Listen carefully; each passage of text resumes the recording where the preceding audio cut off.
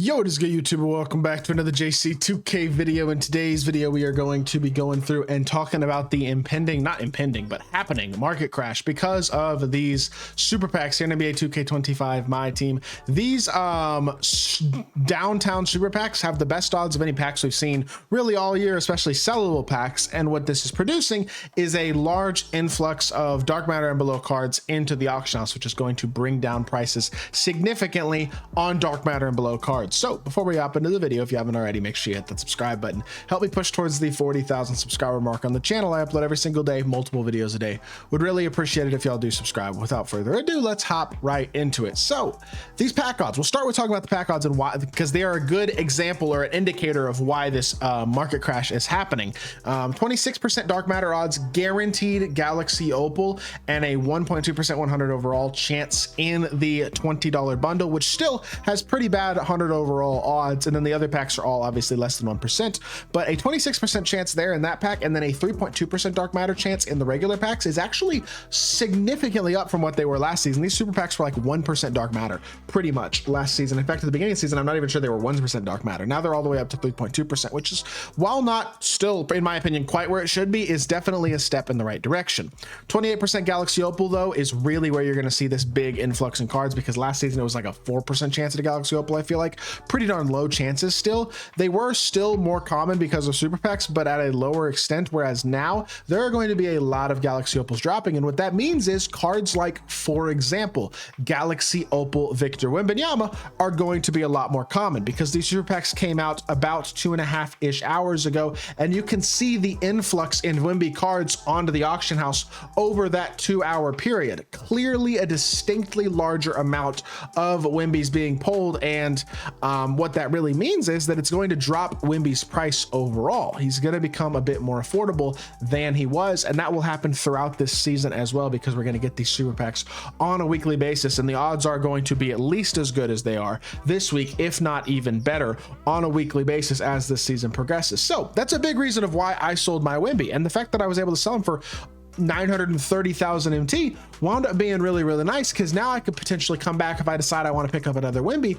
I can do that, but at a lower price point, and probably make profit again if I do that. And so that's nice. That's a big reason why I sold my Wemby. But it's very true really across the board with really everything Galaxy Opal and below for sure. But dark matters as well are definitely going to be noticeably more common on the auction house because of how high the odds now are on dark matter cards compared to what they were. I mean, dark matters were already pretty common. Don't get it twisted. I think this might take me a little bit to scroll all the way to the 2-hour mark, hour and a half mark or so. But I would assume there is an influx in good dark matters on the auction house over the last couple hours. Like, you know what? I don't feel like sitting here and scrolling for 5 minutes to try to prove my point. So we're just going to look at individual dark matters. But let's say, for example, Dikembe Mutombo. This card was going for 600,000+ MT base yesterday. Doesn't look like he's going to be going for quite that much anymore. You were seeing Dikembe's ending for close to 1 million MT, or maybe even over 1 million MT, depending on the legend badges. And you know what? He's not unbelievably common, but there do look to be a few that have been posted in the last couple hours that are newer ones. It definitely looks like there is an increase in the amount of cards like this that are on the auction house. I'm sure the same is true for Mark Eaton. Yep, there's a base one right there, potentially close to base one there, base one or closest to base one there, another one there, another one there, another one there, another one there. I mean, definitely a noticeable increase again in the amount of dark matters being posted in this time period compared to what it was beforehand. And so what I think this is going to produce is any card you are looking for is likely going to be cheaper than they were yesterday if it is a dark matter and below. And this will also become more true as the day progresses, because again, a lot of the people who open packs do so later on in the day, in the evening, because they're working during the day. The people who have the disposable financial income to come out here and open packs are people who are going to be able to spend a good chunk of money because of the job that they work during the day. So what that's going to produce is an even larger influx of cards tonight as well. So that's something to also keep in mind.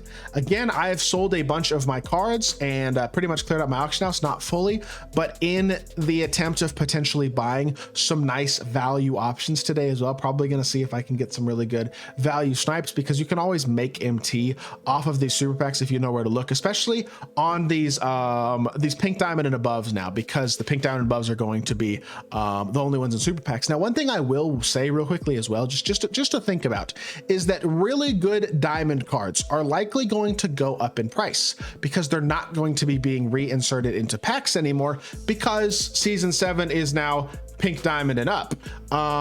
And so with super packs being pink diamond and up, pack drops being pink diamond and up, these non-pink diamond cards, these diamonds that are really good, are going to go up in price. And so what that's going to produce is an opportunity to make MT off of them. So I personally am going to be trying to take advantage of that as well, because I think that's a big opportunity that people will likely miss to make MT in season 7, is with super packs and the way that they're going to affect the market. Obviously, first of all, on below diamond cards, but also on higher tier, lower tier good cards like pink diamonds and stuff, because there's going to be a large influx of them here on these days. And then, so for example, you might be able to buy them for a lot cheaper today than you're able to next day. I mean, you can see Dyson Daniels below 15, below 12. I mean, this card looks like he was probably going for close to 20K this morning and is now down to 8K. Wouldn't be surprised if you can get a couple of them for sub 8K, 7,500 MT later on tonight and resell them for 13K next week, 14K. Like, you can make consistent profits looking for those really nice budget buys and value options here out of these season 6 drops and stuff. And also, just I would keep a good eye out for good diamond cards, because they're going to become more expensive. The guys especially who are like desirable for salary cap and stuff like that, those types of cards are going to become more and more inexpensive. So, or they're going to become more and more expensive, I'm sorry, because of the way that these pack drops have worked. So with that being said, yeah, if you're looking to pick up a card today, not a bad time to do it, especially tonight if you can find a good value on some of these guys.